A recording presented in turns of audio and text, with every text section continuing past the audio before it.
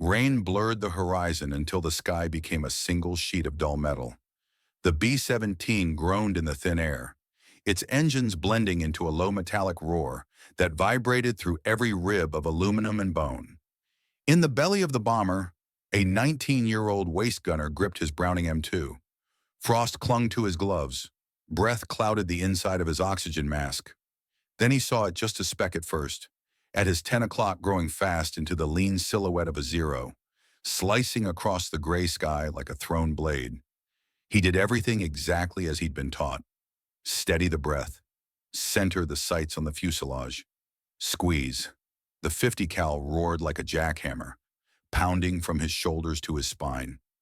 Tracer fire leapt into the air, long red arcs vanishing against the clouds.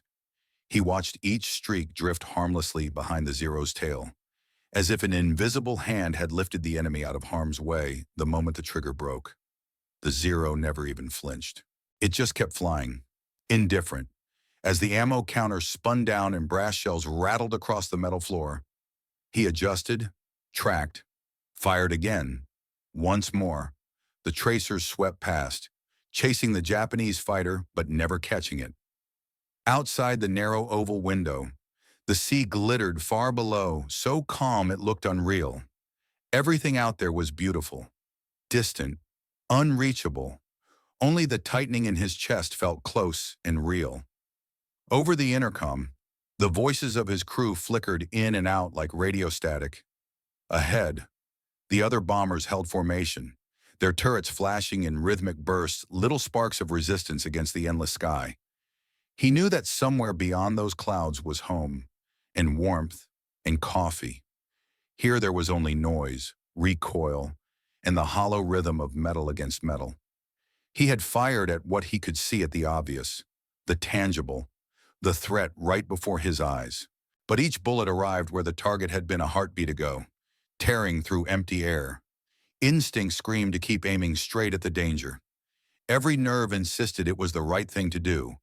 Every lesson about courage told him to face what he feared.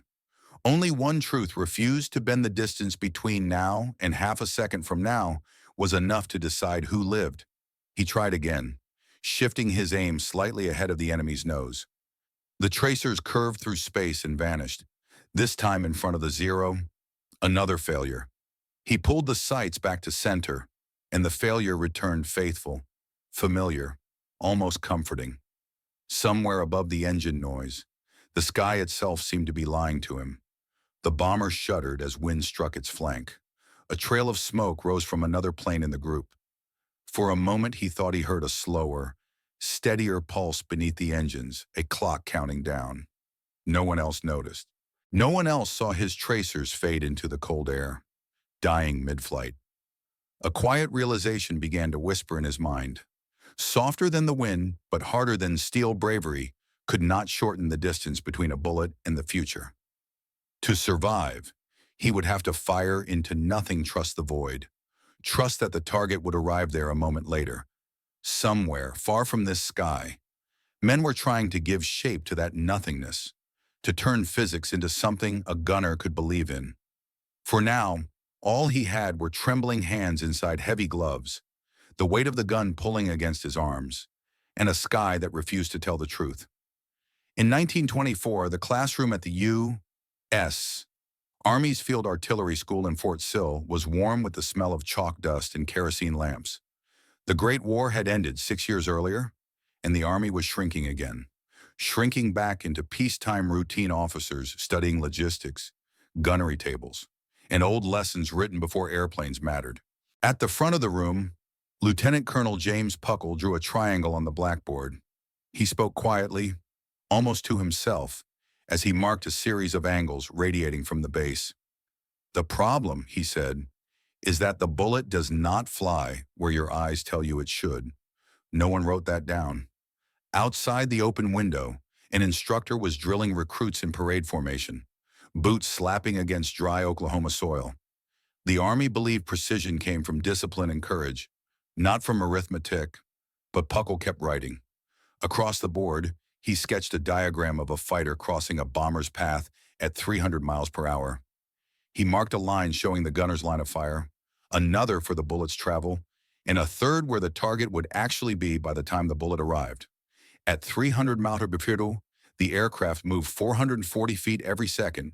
A 50 caliber round left the barrel at 2,900 feet per second. At a range of 300 yards, 900 feet, that meant the bullet needed roughly 0.31 seconds to arrive. In that fraction of a second, the target would move 136 feet forward. To hit, Puckle said, you must aim where the plane will be, not where it is, but no man's instinct will ever do this correctly at these speeds. He called his lecture, The Problem of Lead in Aerial Gunnery. It was 40 pages of tables and calculations.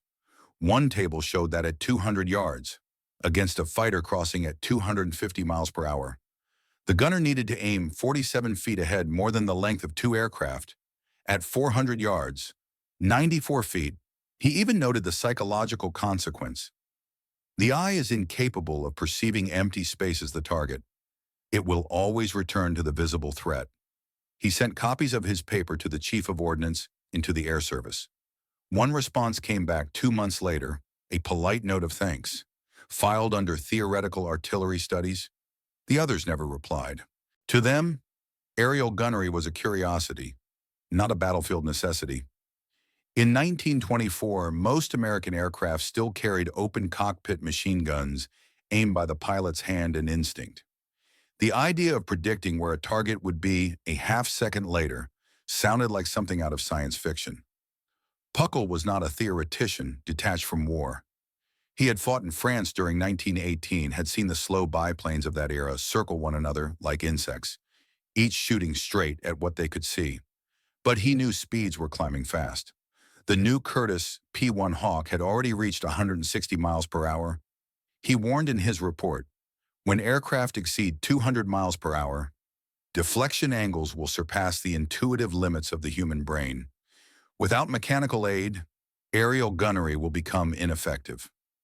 His peers smiled, some with sympathy, some with amusement. The world was done with big wars. They said aviation was for mail routes and air shows. The report was stamped, indexed, and slid into a drawer at the War Department Library in Washington. The cover gathered dust among hundreds of forgotten manuscripts. Years passed. The Army cut budgets, grounded training programs, and turned its attention to new tanks and parade uniforms. Puckle retired quietly in 1929. His notes on deflection, the neat rows of equations, the sketches of lead angles, the warnings about speed stayed locked in a filing cabinet labeled Aerial Gunnery Miscellaneous. 18 years later, over the Solomon Islands, a 19-year-old gunner named Eddie Kowalski would miss a zero by the exact 136 feet that Puckle had calculated in that Oklahoma classroom. The physics had been written down, printed, and filed away. The war simply came back to collect on the debt of forgotten knowledge. In the archives at Wright Field, the paper still waited, its pages yellowed, the ink fading. On the title page, in steady fountain pen handwriting, was one sentence underlined twice: speed will soon outrun instinct. No one had listened. By July 1940, Britain was running out of everything: planes, fuel, even luck. The Luftwaffe came each day in long silver lines that stretched from the Channel to the horizon. Spitfires scrambled from grass strips still slick with morning dew, and by dusk the fields were littered with empty shell casings and the blackened remains of machines that had not made it back. Gun camera footage from that summer showed a single truth, repeated thousands of times: bullets flashing harmlessly through empty sky.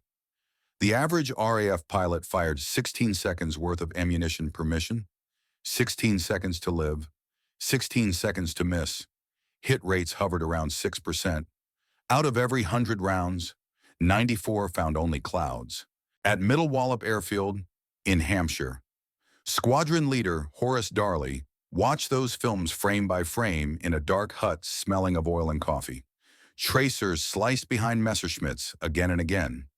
Perfect lines that never touched. Darley had been a competitive clay pigeon shooter before the war. He recognized the same mistake he'd seen on every shooting range in England: men aiming at where the target was instead of where it was going.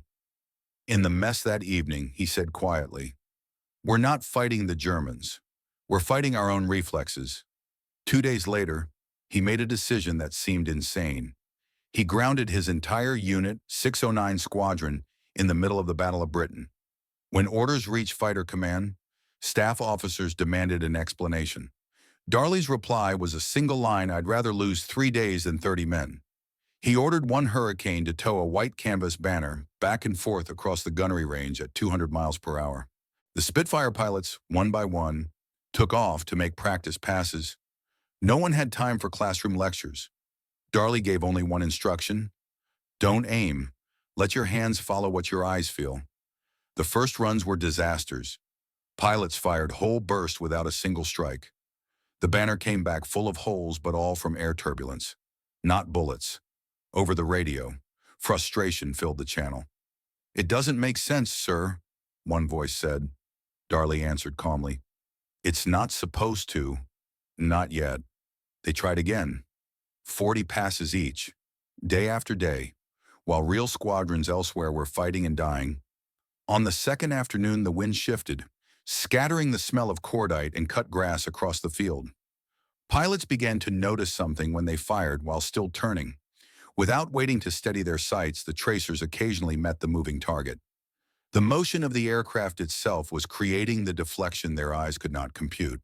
By the end of the third day, the sound on the range had changed. The angry staccato of wasted bursts became shorter, sharper, controlled. The gun cameras showed bright flashes cutting through the target instead of behind it. Darley gathered the films that night. The numbers were small but undeniable. Average hit rate 12.3%, double the week before. It was still far from perfection. But in the air, twice as many hits meant twice as many enemy fighters damaged, twice as many pilots coming home alive. He wrote his findings on a single sheet: "Instinct must be trained to move ahead of reason. Calculation is too slow for modern war." When he returned his squadron to combat duty, they fought differently. They no longer aimed at the visible enemy. They moved with it, firing through the curve of pursuit, trusting the invisible space where the target would appear a heartbeat later. In August 1940, 609 Squadron scored 39 confirmed kills, one of the highest tallies in Fighter Command. Some instructors dismissed Darley's methods as reckless improvisation. Others quietly copied them. By winter, American observers had arrived, taking notes beside the airfield in heavy wool coats. They didn't know it yet, but what they were watching would cross the Atlantic in less than a year, an idea born not in a laboratory, but in a strip of sky above Hampshire, where a few desperate men had learned to shoot by feeling the future. In early 1943, while the war raged across two oceans, another kind of battle unfolded in a quiet building at 77 Massachusetts Avenue in Cambridge. The sign on the door read Radiation Laboratory Division 7. It was a deliberate misdirection. Inside, there were no radioactive materials, no secret atomic experiments, only a handful of engineers surrounded by gyroscopes, lenses, and gears, trying to teach a machine how to think faster than a man could. At the center of it all was Dr. Charles Stark Draper, 40 years old, bespectacled, methodical, and relentless. He had spent the 1930s designing gyroscopic navigation systems for aircraft, instruments that kept pilots level even when the horizon disappeared. Now he faced a new request from the Navy and Army Air Forces: build a gunsight that could do what human reflexes could not predict: where a target would be by the time a bullet arrived. Draper knew the numbers cold. A .50 caliber bullet left the barrel at 2,900 feet per second. A crossing fighter at 300 miles per hour moved 440 feet every second at a typical combat range of 300 yards. The bullet took a third of a second to arrive, enough time for the target to move more than 130 feet ahead. Every gunner in Europe and the Pacific was fighting that fraction of a second and losing. The solution, Draper realized, wasn't more training. It was calculation done automatically, continuously, faster than any mind under fire could manage. He designed a small metal brain, the Mark 14 computing gunsight. It weighed 28 pounds, ran on power from the aircraft's generator, and was built from a web of gyros, cams, and gears that solved the deflection problem 30 times a second. The gunner turned a dial to match the target's wingspan, giving the device the range. The gyroscope sensed how fast the target moved across the sight's field of view, measuring angular velocity. Inside, tiny mechanical linkages translated those inputs into an aim point projected onto a glass reflector. The glowing dot in the reticle no longer sat on the enemy, it floated somewhere ahead, where physics said the enemy would be. Draper tested the prototype himself in a converted B-24 turret bolted to the lab floor. When the system worked, the reticle moved with eerie precision, sliding ahead of the simulated target and holding steady. Watching it felt unsettling, like seeing intelligence flicker in a lump of steel. In July 1943, the Navy invited Draper to the Naval Air Station at Norfolk, Virginia, for live trials. Gunners with hundreds of hours of experience, but miserable hit rates, climbed into modified turrets fitted with the new sight. They began by firing at towed sleeves, crossing at 250 miles per hour. On day one, hit probability jumped from 4% to 18%. After a week of practice, some reached 25%. The officers running the test called it the single largest improvement in aerial gunnery in the history of flight. The Mark 14 was more than an instrument. It was a translator between man and physics. It turned invisible mathematics into something a trembling hand could follow. Where a human saw only empty sky, the sight showed a small, floating light that whispered, "Here, fire here." Production ramped up slowly. Sperry Gyroscope built the first series for Navy fighters, while the Army Air Forces adapted it for bomber turrets. By early 1944, new aircraft from factories in Long Beach and Fort Worth were rolling out with the Mark 14 installed as standard equipment. The system added less than 13 kilograms to an aircraft's weight, but could double or even triple its effective firepower. Yet thousands of older bombers still flew with fixed iron sights, their crews waiting for replacements that might never come. In the lab, Draper marked the first production model with a small brass tag, MIT Rad Lab Division 7. He paused before sending it off for delivery and said to one of his engineers, "Remember, this isn't to make killing easier. It's to make survival possible." For the first time, a machine was thinking alongside a man, solving, predicting, and acting in the same fraction of a second that instinct once ruled. And in that quiet moment between the rattle of gears and the hum of the gyro, human intuition had found its mechanical twin. The morning light on the USS Lexington was pale and metallic, the kind that made the ocean and the steel of the flight deck look the same color. Staff Sergeant William Bill Fleming stood beside his twin .50 caliber guns, wiping condensation off the receiver with an oil rag. 31 missions behind him, 4 planes lost, and somehow he was still alive. He'd stopped trying to understand why.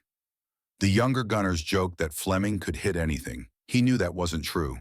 Most days he missed just like everyone else. The difference was that when he did hit, it never felt like aiming. It felt like guessing and guessing right. He began noticing a pattern. The bursts that struck enemy aircraft always started not on the fuselage, but a little ahead of it, 2 or 3 plane lengths into nothing. He couldn't explain it, only that when he trusted that empty space, his tracers walked into metal. When he aimed the way training manuals told him, every round vanished behind the target. One night in the ready room, with the smell of coffee and gun oil in the air, he opened a small notebook and began to draw. He sketched the silhouettes of Japanese Zeros and Betty bombers, marking short lines ahead of their noses, 1 plane length, 2 plane lengths, 3, beside each.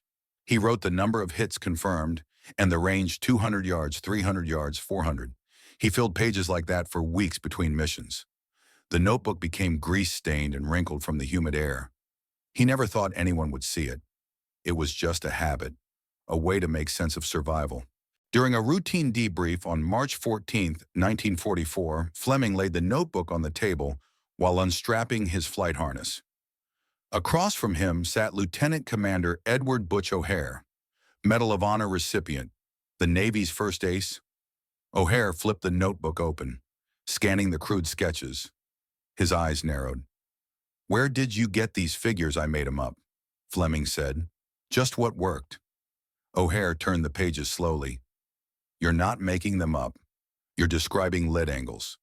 You just did it in inches instead of math. Within an hour." O'Hare ordered the gunnery officer to assemble every gunner on deck. Fleming, awkward and sunburned, stood before 24 men who outranked him and tried to explain something he barely understood. He held up his hands and said, "Don't think feet or degrees, think in airplane lengths. If he's crossing hard, put 3 ahead, medium angle, 2, shallow, 1, then fire." The officer looked skeptical but agreed to run controlled tests. Over the next 2 weeks off Truck Lagoon, gunners practiced while other crews rearmed and refueled. The records were precise before the experiment. Lexington's air group averaged 4.2 hits per 100 rounds fired at crossing targets. By the end of April, that number had climbed to 9.1. In combat terms, they had doubled their effectiveness. Word spread through the fleet faster than official reports. By May, USS Essex, Enterprise, and Bunker Hill were running the same drills. They called it spot shooting. It needed no electricity, no gyroscopes, no calculations. It turned the enemy itself into a ruler. Every fighter became its own measuring stick against the sky. The beauty was its simplicity. Any gunner, even half frozen and half terrified, could remember it. 2 plane lengths, 3 if he's fast. Pull the trigger. One afternoon, after a training run, Fleming watched a rookie gunner trace his burst perfectly through a towed target banner. The younger man turned and shouted over the engine noise. It worked. Fleming just nodded. He felt pride, but also something heavier, the quiet weight of knowing that dozens of men he'd flown with would never get the chance to learn this trick. They had died believing their bullets were broken, when the fault had only been time and instinct. That night he sat alone on the flight deck, the Pacific wind cutting across the steel. He opened the notebook again. The pencil marks had smeared. Salt had warped the pages. He added one last line beneath the sketches. "Don't aim at the plane. Aim at the space that will save you." He closed the notebook and slipped it into his jacket pocket. Around him, the carrier rolled gently under a sky full of stars, each one a distant, perfect point of aim that no bullet would ever reach. By late 1944, the war had become a machine that fed on men faster than factories could replace them. The bombers were bigger, faster, better armed, and yet crews kept dying for the same reason they missed. Even with new computing sites and the spot shooting method, the problem persisted. The bullets were right. The machines were right. The minds behind the triggers were not. At the American Psychological Research Unit in Bovington, England, Captain Harold Klein spent his days watching gun camera footage frame by frame. Each roll of film showed the same silent choreography of fighter flashing across the lens. A burst of tracers arcing beautifully, hopelessly behind. Klein was not an engineer or a soldier. He was a psychologist who had once studied reaction time and stress response in athletes. Now he studied men who lived in the sky, trying to understand why even the best trained among them collapsed the moment death appeared in the glass. He interviewed survivors after missions. They sat stiffly in folding chairs, faces still smudged with oxygen masks, eyes hollow from 10 hours over Germany. They could describe everything: the color of tracers, the shape of enemy wings, but when asked where they had aimed, the answers fell apart. "I aimed at him," they said. That was the problem. Klein began pairing film with testimony. On the screen, he saw the same pattern. The first bursts were correct lead, properly set, tracers curving ahead of the enemy. But as the target closed, the aim point slid backward, chasing the visible threat until the rounds once again stitched through empty air. He measured the distance frame by frame and plotted it on paper. The error grew in exact proportion to fear. At 400 yards, precision held. At 200 yards, it faltered. At 100, it vanished entirely. In one report, he wrote, "The visual system obeys the emotional, not the mathematical. Under mortal threat, instinct reasserts command." He named it threat fixation collapse, the moment when conscious knowledge drowned under the surge of survival reflex. It was not cowardice. It was biology. When the amygdala fired, the brain's motor control shifted from trained pathways to primitive ones. The hands that once obeyed geometry now obeyed panic. Klein's numbers were brutal. Reviewing 2,400 combat films, he found that 84% of gunners lost deflection discipline during head-on attacks, and 68% during side crossings under heavy fire. The average reaction time between perceiving the target and pulling the trigger was 1.8 seconds a lifetime in aerial combat. At 500 miles per hour of closing speed, the enemy traveled over 1,200 feet in that span. He brought his findings to command. "Training works," he said, "until fear arrives." The generals frowned. "Then train them not to fear." Klein shook his head. "That's impossible, but we can train them past thinking." He proposed a new program: repetition beyond exhaustion. Crews would not analyze, they would perform. The Naval Air Gunnery School at Jacksonville, Florida, built motorized turrets that spun and elevated on command while fast boats towed targets across the water at 60 miles per hour. Each student fired 5,000 rounds, 50 to 70 passes per day, until aiming no longer required thought.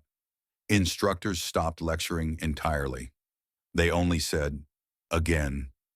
Weeks later, the footage changed. In the films of veteran gunners, men who had survived 30 missions, the lead reticle no longer drifted as fighters closed. Even under attack, even when cannon fire flashed inches away, their tracers stayed ahead. Their breathing quickened, heart rates spiked, but their aim held steady. They had crossed the line from conscious competence into something deeper. Klein called it automatic discipline. In his notebook, he wrote a single word beside the description, mushin, a Japanese term he'd borrowed from martial arts manuals, meaning no mind. The paradox was complete to master fear. The gunner had to stop thinking altogether. He watched one final film from a mission over Leipzig. The footage shook violently, flak bursting in white flowers all around.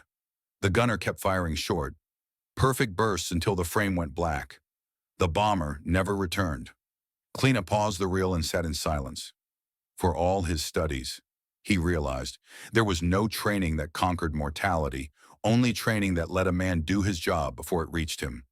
He closed his report with a sentence that summed up every chart in statistic. The human brain cannot eliminate fear, but it can be taught to move through it. And on some distant mission, perhaps that training would mean the difference between tracers that vanished behind an enemy and one last burst that struck true before the sky went dark. By the end of 1944, 5 stories separated by oceans, ranks, and years had begun to merge into one. A forgotten mathematician in Oklahoma had written equations no one read. A British squadron commander had forced his men to fire by feel. An American engineer had built a machine that could think. A young gunner on a carrier had rediscovered the same math with his hands. And a quiet psychologist in England had proved that fear could erase all of it in a single heartbeat. They had never met, but together they were fighting the same enemy, the limits of the human mind.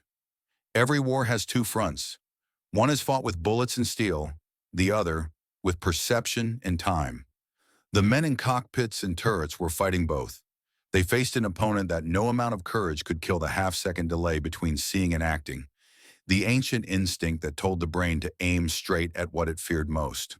It was a war between reflex and understanding, between the body's demand for survival and the physics that refused to wait. By 1944, that unseen battle had finally begun to turn. Across training fields from Laredo to Jacksonville, from Norfolk to Middle Wallop, the results appeared in numbers as cold as they were miraculous. Gun camera analyses showed average hit rates climbing from 4% in 1942 to over 20% 2 years later. Bomber loss rates for the 8th Air Force fell from 5.2% per mission in October 1943 to 3.4% by July 1944. The Mark 14 computing site had been installed on more than 40,000 aircraft, while over 50,000 gunners had retrained under the new programs. Each percentage point wasn't just a statistic. It was hundreds of men who made it home instead of vanishing into cloud and flame. The transformation wasn't born of luck or superior weapons. It came from a single realization that spread like electricity through every branch of the Allied Air Force's instinct is reliable only until it isn't. From Puckle's calculations to Darley's field tests, from Draper's gyroscopes to Fleming's hand-drawn sketches, the same truth repeated itself: physics would not bend to emotion.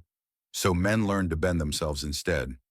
They learned to trust dots of light floating ahead of real enemies, to pull triggers aimed at nothing visible, to believe in what reason demanded instead of what fear desired. The machines learned faster than their makers. The gyroscopes spun, solving lead equations 30 times a second, predicting futures their operators could not imagine. But the men learned something greater to trust those machines. In a bomber's belly at 25,000 feet, faith was no longer spiritual, it was mechanical. A glowing reticle became a covenant between human reaction and mathematical prediction. Yet for every pilot or gunner who mastered it, another succumbed to instinct. In the chaos of combat, when tracer lines crossed like burning spider webs, most still reverted to what the brain had practiced for 1,000,000 years: aim at the threat. The war inside the cockpit was older than the war outside. Training changed that slowly, painfully. Repetition wore grooves in the mind deeper than fear could fill. Somewhere between exhaustion and automation, men crossed into that narrow state Captain Clean called Mushin no mind.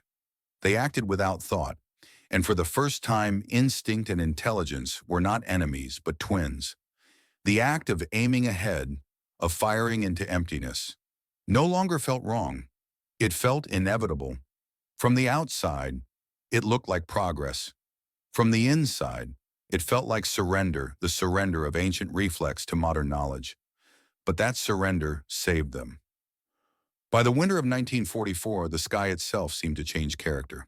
Formations that once shattered under attack now held firm. Fighters that used to dart through bombers' arcs of fire began falling into sheets of flame. The invisible war was ending, quietly, inside the minds of the men who fought it. When historians later counted victories and losses, they spoke of factories, engines, and tonnage. They rarely mentioned the distance between a gunner's eye and the place his bullet needed to be. But within that distance lay the most human of all struggles, the refusal to believe that what feels right can still be wrong. The real triumph of 1944 was not over Germany or Japan. It was over instinct itself. The men who aimed ahead, who trusted physics more than fear, had rewritten the oldest rule of survival. They had proven that understanding could outrun reaction, and that even in the roar and chaos of war, intelligence could be faster than instinct. And somewhere above the clouds, amid the vibration of engines and the smell of hot metal, humanity took a small, quiet step forward, learning at last to lead the target. When the war finally began to tilt, no one noticed at first. There were no parades, no headlines.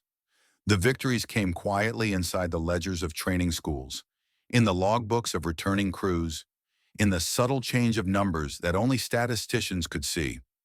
The world celebrated the invasions of Normandy and the fall of Berlin. But another kind of triumph was unfolding high above the clouds, a war of percentages, fought and won one bullet at a time. By mid-1944, the data spoke louder than speeches. In 1943, the 8th Air Force had lost an average of 188 bombers per month, a casualty rate of over 5% per mission. By the summer of 1944, the figure had dropped to 3.4%, and by February 1945, it was below 2%. The numbers looked small, but each fraction represented thousands of lives. For the first time, more crews were completing their 25 mission tours than dying in them. At gunnery schools across America, Laredo, Harlingen, Kingman, Tyndall graduates fired 5,000 rounds in training instead of 1,000 practiced for 8 to 10 weeks instead of 4. They learned to lead by instinct, to trust the dots of light in the Mark 14 computing site, to fire into air that looked empty but wasn't. On the factory floors, 40,000 computing sites rolled off production lines. The Navy's spot shooting drills became standard from the Coral Sea to Okinawa. Reports from Pacific carriers like the Essex and Bunker Hill showed a doubling of confirmed kills per 1,000 rounds fired. "Our men aren't shooting harder," an officer wrote in January 1945. "They're shooting smarter." Even in the statistics of survival, the change was visible. In 1943, the chance of a bomber crew surviving a full 25 mission rotation was roughly 1 in 4. By the last months of the war, it was better than 1 in 2. Each improvement, 5% here, 8% there, meant hundreds of young men walking off their aircraft, breathing the cold air of England. alive. Some victories had no photographs. In January 1945, a B-17 named Ida Red returned from a mission over Kassel with holes in both wings, one engine dead, and the tail gunner sobbing into his oxygen mask. His name was Corporal John Mercier, 20 years old. When they pulled the film from his camera gun, it showed something extraordinary. A perfect three-plane length deflection burst that tore through a Mi-109 seconds before it could fire. It was the first confirmed kill from his position.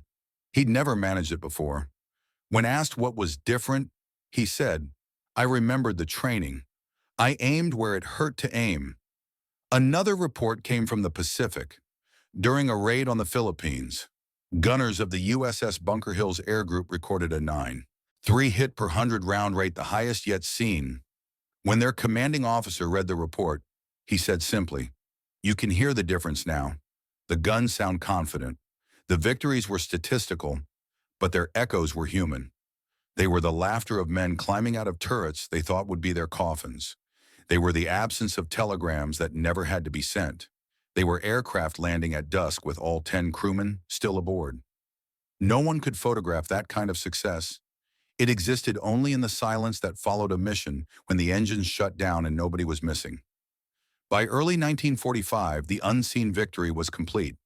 The machines had done their part, the gyroscopes spun faithfully, the gun sights glowed, the training manuals thickened with new equations. But the deeper victory belonged to the men who learned to trust what they couldn't see, to let reason and repetition override the most ancient reflexes of fear. The war still killed, but it no longer killed so easily. Every bomber that returned, every turret that stayed silent because the enemy never broke through, was a quiet rebuttal to despair. The balance of air power had shifted not by miracle, but by understanding. Historians would later list the great turning points: Stalingrad, Midway, Normandy, but they would never mention the one that happened invisibly when men stopped fighting their own instincts and began working with the laws of physics.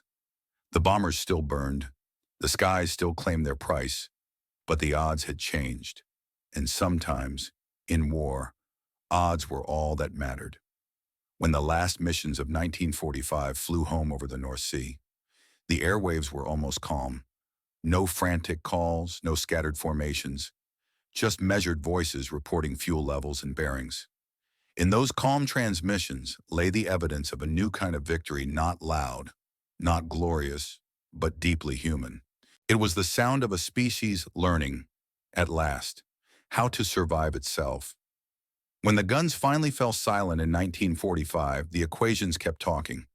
The men who had survived went home, but the mathematics of deflection remained engraved not only in manuals and prototypes, but in the minds of those who had seen how a few inches of lead could decide life or death.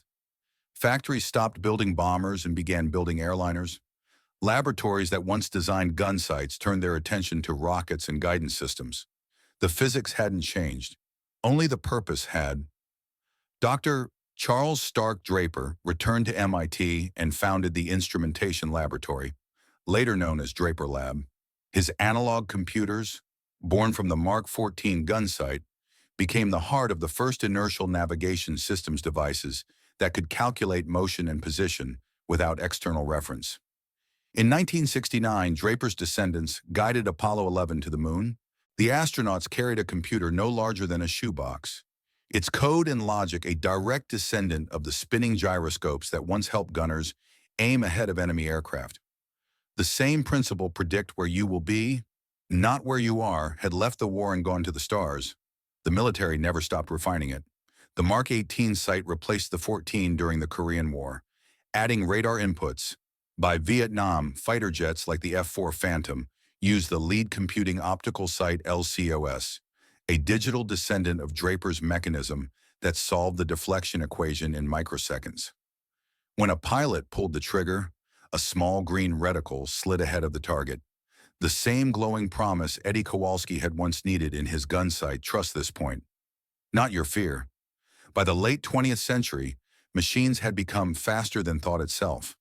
The phalanx CIWS aboard U.S. ships fired 4,500 rounds per minute. its radar predicting the path of incoming missiles and adjusting aim 3,000 times a second. On land, the CRAM system performed the same miracle, swatting artillery shells from the sky. Every modern missile, from the AIM-9 Sidewinder to the AMRAAM, carries Draper's Ghost's tiny processors measuring velocity and acceleration, leading the target through invisible geometry. The F-22 Raptor's ANAPG-77 radar doesn't just see aircraft, it calculates their future, plotting where they will be based on speed, angle, and maneuver. The reticle has vanished from glass and reappeared as code, but it still does the same work, turning instinct into mathematics, fear into prediction. Outside the military, the lineage continued. The inertial systems designed for bombers now guide commercial aircraft and intercontinental flights. The same equations shape medical imaging, robotics, and even sports analytics. In classrooms, simulation software teaches students to anticipate trajectories, and on millions of computer screens, gamers learning to dogfight in War Thunder or Digital Combat Simulator experience the same frustration Eddie once felt watching tracers pass behind their targets until they learn to lead ahead. The lesson repeats across generations: what feels natural is wrong, and physics is patient enough to prove it. Deflection became more than a firing solution. It became a philosophy. The idea that survival and progress depended on aiming not at what was, but at what would be. Every predictive model, every weather forecast, every stock algorithm that guesses tomorrow's trend is a civilian echo of those wartime lessons. Human civilization learned to look forward, to anticipate rather than react. The same impulse that once saved gunners in the sky now drives artificial intelligence to predict traffic patterns and spacecraft trajectories. The tools changed, the logic did not. Some of the men who fought that invisible war lived long enough to see these transformations. A few recognized their fingerprints on the future. One pilot, interviewed in 1973, said, "When I saw the Apollo guidance computer, I thought, there it is again. The same little brain that used to tell us where to shoot. Only now it's aiming at the moon." The deflection problem had finally left the battlefield, but it never left humanity. The Mark 14, the radar, the missile, the algorithm, all of them are descendants of that single realization written in Puckle's forgotten paper: speed will soon outrun instinct. It did, and we adapted. Today, when a self-driving car adjusts for another vehicle's movement, when a medical robot compensates for a surgeon's tremor, when software predicts where a hurricane will strike, each is performing a quiet act of deflection. They are aiming ahead of the present, trusting data over emotion, reason over reflex. The gunners of 1944 would have understood perfectly. The physics never changed. Only our understanding did. And every time humanity chooses to look forward to fire, build or decide based not on where the world stands but where it's going, we are still, in some small way, following the tracers of those men who first learned to aim into the empty sky and believed that understanding could reach the future before they did. The sky above the Solomon Islands looked the same as it had 2 years before, an endless wash of silver light over a restless blue sea. The same clouds drifted in torn ribbons. The same heat shimmered off the horizon. The same distant hum of engines filled the air. But the men inside the bombers were different. They carried a new kind of knowledge, lessons bought with blood and silence, passed from laboratories and classrooms and carriers to the hearts of those still flying. Staff Sergeant Eddie Kowalski sat in the belly of his B-17, hands on the grips of his Browning M2. The gun vibrated faintly in its mount as the engines drummed through the fuselage. He'd been 19 when he'd first fired at a Japanese Zero and watched every tracer slide uselessly behind it. Now he was 21, leaner, quieter, eyes older than his face. He had flown 28 missions since that first failure. Somewhere between them, the war had changed, and so had he. Through the small oval window, he saw movement, a flash of sunlight on aluminum. Low and fast. A Zero again, diving across the formation at nearly 300 miles per hour. Months ago, he would have aimed straight at it, his heart racing faster than the guns. But now his hands were steady. He knew the numbers without thinking. The target covered 400 feet each second. The bullet traveled at 2,900. At 300 yards, that meant a third of a second of flight time. A lead of roughly 130 feet. 2.5 plane lengths. He didn't need to calculate. The knowledge lived in his muscles now. He led the sight just ahead of the Zero's nose, empty air. Nothing there to aim at, and press the trigger. The twin guns roared, tracers curling through the space where nothing seemed to exist. Then, in less than a heartbeat, the Zero flew into that space. The round struck its right wing root, a brief flash of orange, then smoke trailing back in a long arc. The fighter rolled once, broke apart, and vanished into the clouds below. Eddie didn't cheer. He only exhaled, the breath slow and even through the mask. Around him, the engines kept their rhythm, the formation holding tight. There was no triumph, only a quiet understanding that for once, the bullet and the moment had arrived together. He hadn't just fired a gun. He had fired with every mind and machine that had come before him, with Puckle's equations, Darley's experiments, Draper's gyroscopes, Fleming's sketches, Klein's psychology.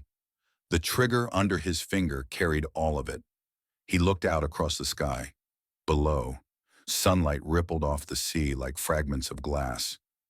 For the first time, the vastness didn't feel hostile.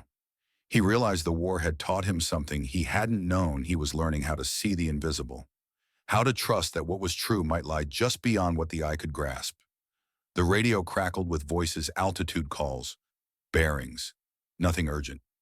Eddie watched another Zero turn away, the pilot diving for cover, and felt no hatred, only fatigue. He had aimed, fired, and survived. That was enough.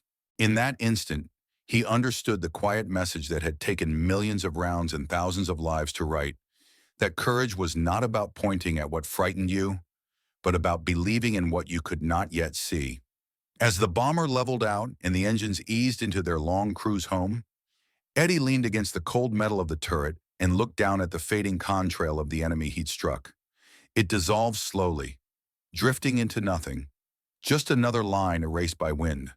Above it all, the tracers still burned in his memory, bright arcs across the air, marking not destruction, but comprehension.